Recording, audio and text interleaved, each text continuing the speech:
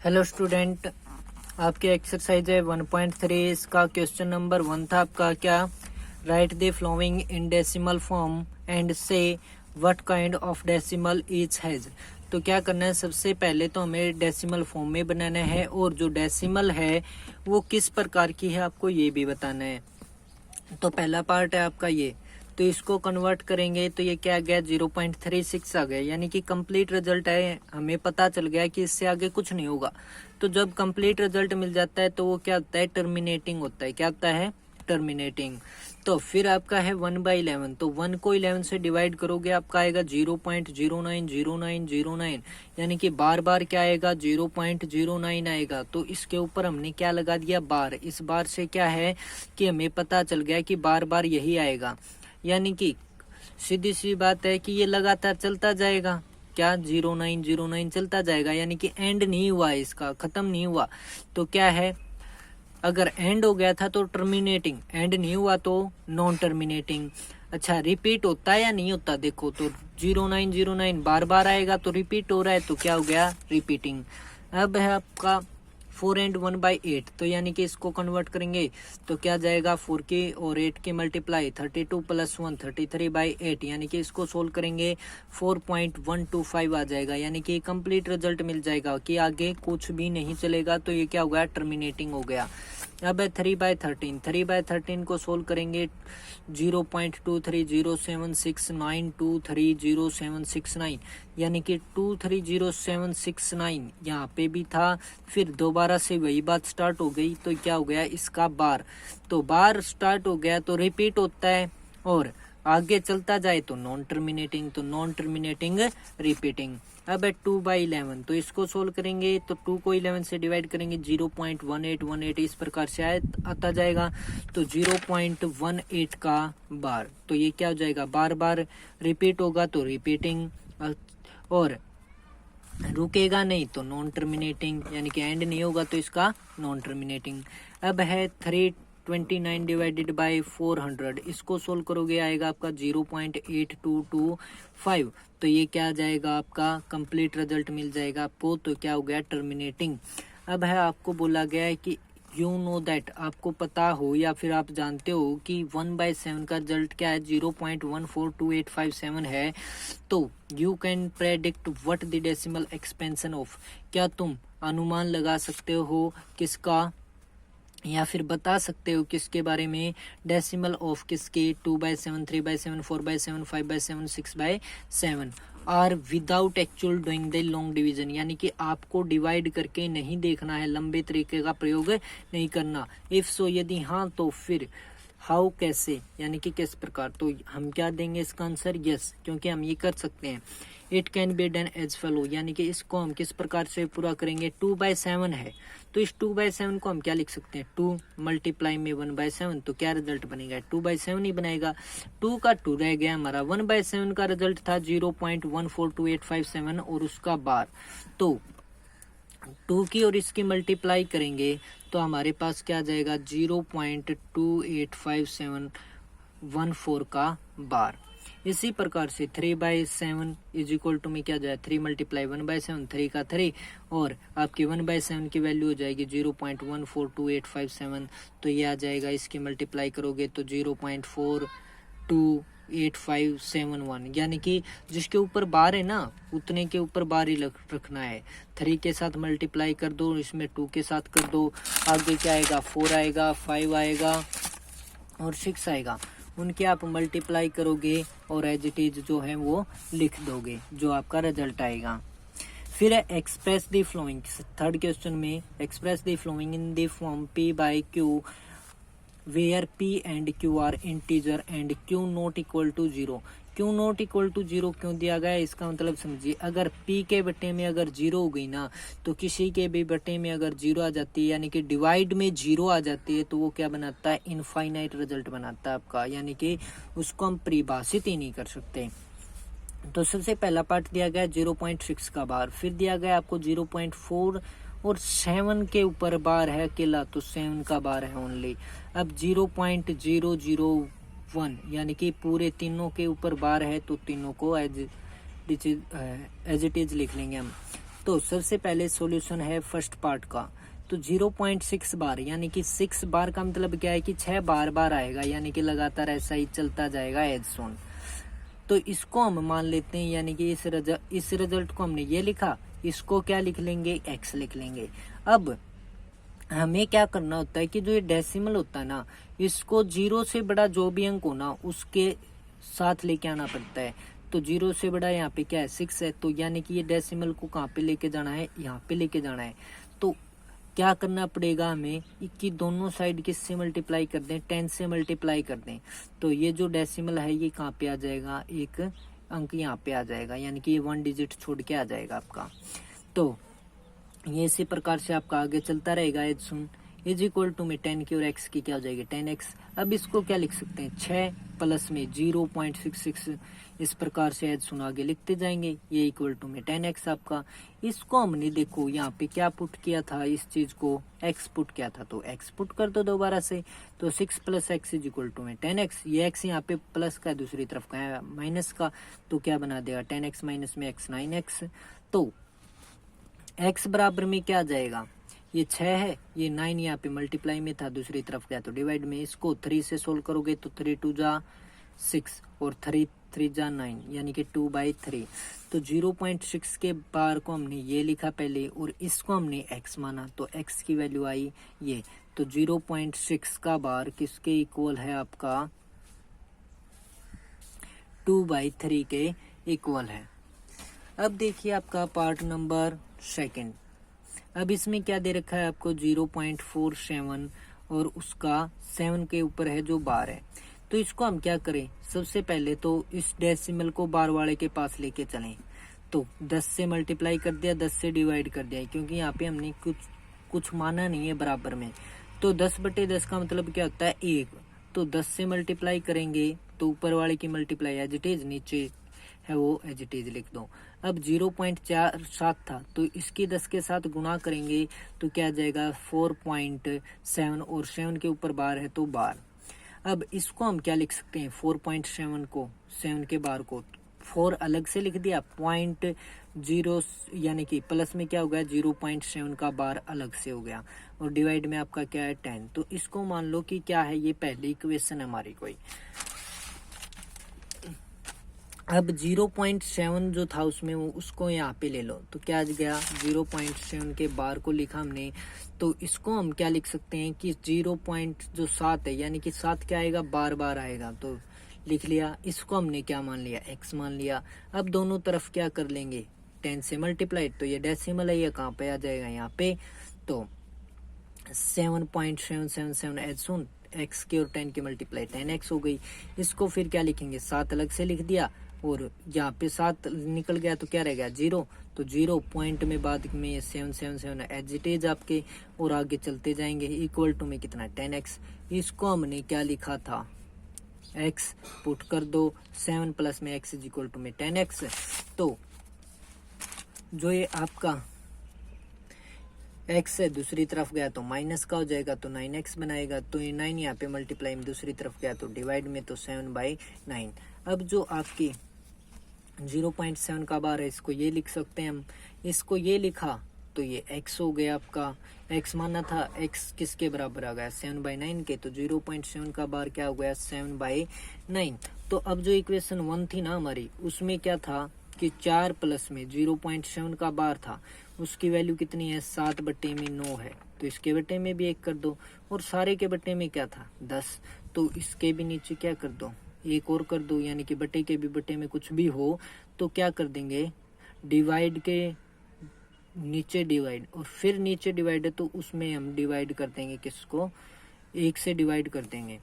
तो यहाँ पे एलसीएम आ जाएगा 9, तो 9 4 जा 36, 1 की और 7 की 7 डिवाइडेड बाई 9, तो 10/1 आपका एज इट इज। तो जो डिवाइड के भी डिवाइड में होता है उसको हम पलट के लिख दें तो क्या हो जाता है मल्टीप्लाई में, तो 43 आ जाएगा ऊपर वाले का सम, डिवाइड में 9, मल्टीप्लाई में 1/10। तो इनकी ऊपर वालों की प्रोडक्ट 43, नीचे वालों की प्रोडक्ट 90, तो यह आपका आ जाएगा आंसर। अब है आपका थर्ड पार्ट, इसमें आपको दिया है 0.00 और 1 का बार, यानी कि इसको हम क्या लिख सकते हैं 001 एक बार हो गया, फिर आगे हो गया, फिर इसी प्रकार से आगे चलता ही जाएगा ऐसे ही, यानी कि 001 ये तीनों अंक बार बार आते जाएंगे। तो सबसे पहले x के इक्वल टू में मान लिया हमने ये। अब देखो डेसिमल कहाँ पे लेके जानी है, इस एक से आगे, क्योंकि 0 से बड़ा तो 1 है, यहाँ पे लेके जाएंगे।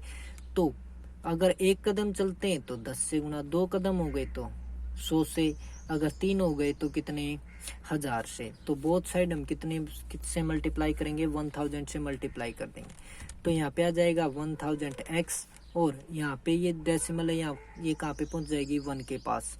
तो 1 पॉइंट आगे फिर क्या था, 001, और यही बात आगे आने वाली थी। तो इस प्रकार से हमारी क्या हो गई, आगे चलती गई, डॉट डॉट है आपके। अब 1000x इस इधर वाले को 0.001 इस प्रकार से लिखेंगे, और ये 1 आपका एज इट इज। इसको हमने किसको, इसको क्या माना था, x, तो x पुट कर देंगे। x ये इधर आया तो माइनस का, तो कितना बनाएगा, 999x इज इक्वल टू में 1। तो x की वैल्यू है वो क्या आ जाएगी, ये 999 मल्टीप्लाई में कहाँ पे चला जाएगा, डिवाइड में। तो इसको हमने सबसे पहले ये लिखा था, और इसको ये, और फिर इसका रिजल्ट आया ये। तो ये वाली जो चीज़ है सीधी किसकी हो गई, इसके इक्वल हो गई। तो 0.001 का जो बार है वो किसके इक्वल आ गया, 1/999।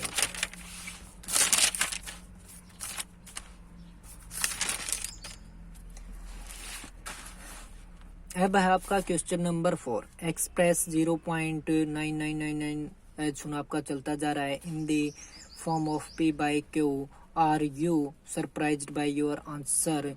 अगर आप अपने आंसर से मतलब सरप्राइज्ड हैं, यानी कि अचंभित हैं, तो with your teacher and classmate discuss why the answer makes sense, यानी कि इसको हम सेंस में किस प्रकार से बना सकते हैं और क्यों इसको ये इस प्रकार का रिजल्ट आया। तो सबसे पहले इसको हम किसके बराबर लिखेंगे, x के।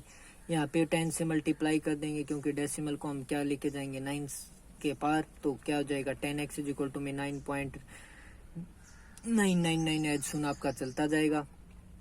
10x इज इक्वल टू में क्या गया, 9। इसको हम क्या लिख सकते हैं, 0.99। इसको हमने x माना तो x पुट कर दिया।